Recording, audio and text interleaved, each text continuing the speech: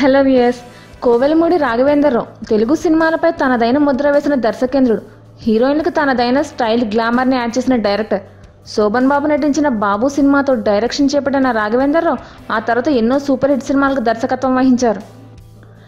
Senior NTR అప్పుడప్పుడే hero నుంచి పెద్ద తరహా పాత్రలు చేస్తున్న సమయంలో రాఘవేంద్రరావు తీసిన అడవి రాముడు సినిమా అప్పట్లో సూపర్ హిట్ అవడంతో పాటు ఎన్టీఆర్ని కొత్తగా మళ్లీ హీరోగా కొనసాగేలా చేసింది. ఆనాటి హీరోలు ఎన్టీఆర్, ఏఎన్ఆర్, కృష్ణ, శోభన్ బాబులతో పాటు తర్వాత తరం హీరోలైన చిరంజీవి, నాగార్జున, వెంకటేష్, బాలకృష్ణలతో సూపర్ హిట్ సినిమాలకు దర్శకత్వం వహించారు. ఇప్పటి స్టార్స్ అయిన మహేష్ బాబుతో రాజకుమారుడు, అల్లు అర్జున్తో గంగోత్రి సినిమాలకు డైరెక్షన్ చేశారు. ఈ రెండు సినిమాలు సూపర్ హిట్స్గా నిలిచాయి.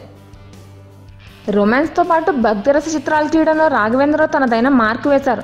నాగార్జున వంటి హీరోతో అన్నమయ్య సినిమా తీసి అద్భుతమైన కావ్యంలా నిలిచిపోయేలా చేశారు. రాఘవేంద్రరావు తండ్రి కేఎస్ ప్రకాష్ రావు ఒకప్పటి టాప్ డైరెక్టర్ మరియు ప్రొడ్యూసర్.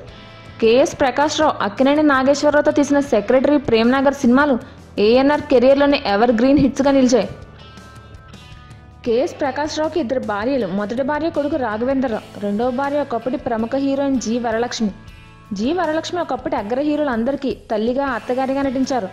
వీరికి ఒక కొడుకు, కూతురు ఉన్నారు.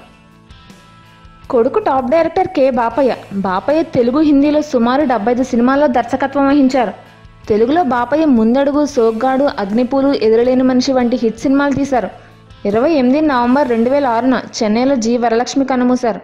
వరలక్ష్మిని రాఘవేంద్రరావు కన్న తల్లిలా చూసేవారు.